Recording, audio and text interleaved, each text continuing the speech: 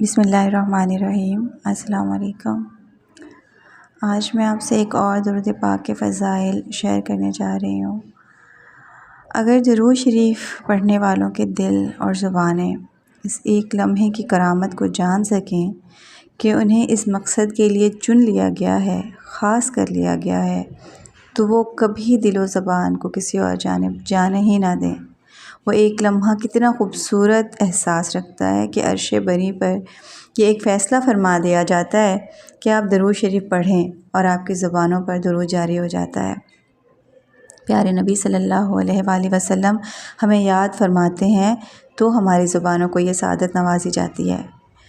दुरूद पाक का ज़िक्र यकीनन किसी करम के लम्हे का नुज़ूल होता है। इस लम्हे अगर कोई करामात इलाही के नुज़ूल इस एक लम्हे के इसरार व रमूज़ को जान सके तो सारी ज़िंदगी दुरूद से ज़ुबानों को सजाते रहें, दुरूद पाक पढ़ते रहें और पढ़ने की दावत देते रहें।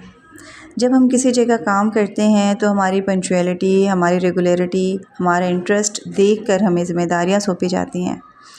जब कोई शख्स ख़ुद ही रेगुलर नहीं होगा तो वो किसी दूसरे को कैसे रेगुलर होने की तलक़ीन कर सकता है।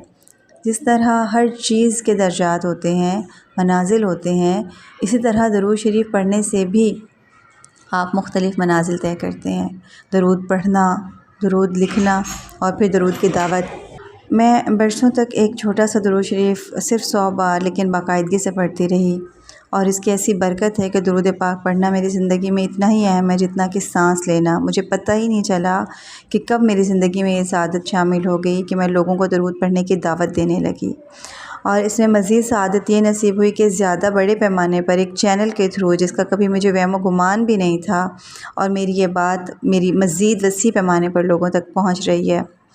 आज मैं आप लोगों से जिस दुरूद पाक का एक्सपीरियंस शेयर करने जा रही हूँ वो दुरूद ताज है। दुरूद इब्राहिमी से पहले तकरीबन 4 साल तक ये मेरे मामूलात में था, अब दोबारा शुरू कर दिया है अल्हम्दुलिल्लाह।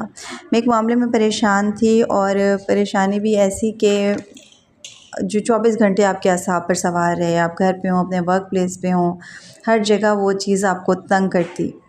और मैं किसी ऐसी चीज़ की तलाश में थी जो मैं पढ़ूँ और मेरा काम हो जाए।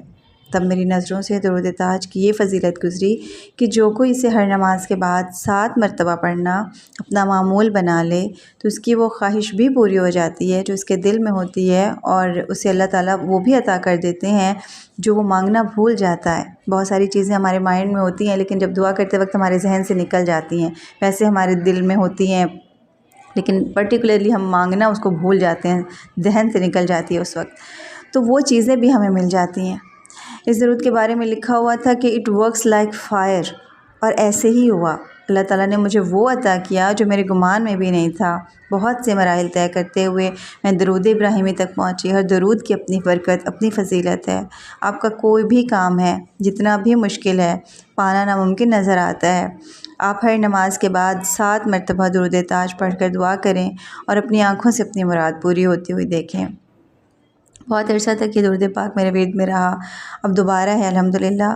जब कोई नमाज़ मेरी मिस हो जाती थी तो मैं क़ज़ा नमाज के साथ वो दुरूद की काउंटिंग भी अपनी पूरी करती थी, जो मेरी जिस नमाज के साथ मेरी ज़ाहिर है हर नमाज के बाद 7 मरतबा पढ़ना। अगर कोई नमाज़ मिस हो गई तो वो दुरूद पाक पढ़ना भी रह गया, तो जिस तरह क़ज़ा नमाज अदा करती थी उसी तरह दुरूद पाक भी अपने 7 मरतबा मज़ीद पढ़ के उसकी काउंटिंग में पूरी कर लेती थी।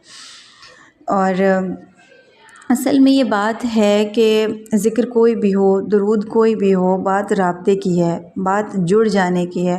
बारगाह मोहम्मदी सल्लल्लाहु अलैहि वसल्लम में अपनी हाज़िरी दुरूद व सलाम के ज़रिए अपने ऊपर फ़र्ज़ कर लें, फिर देखें आपके सारे काम कैसे बनते हैं।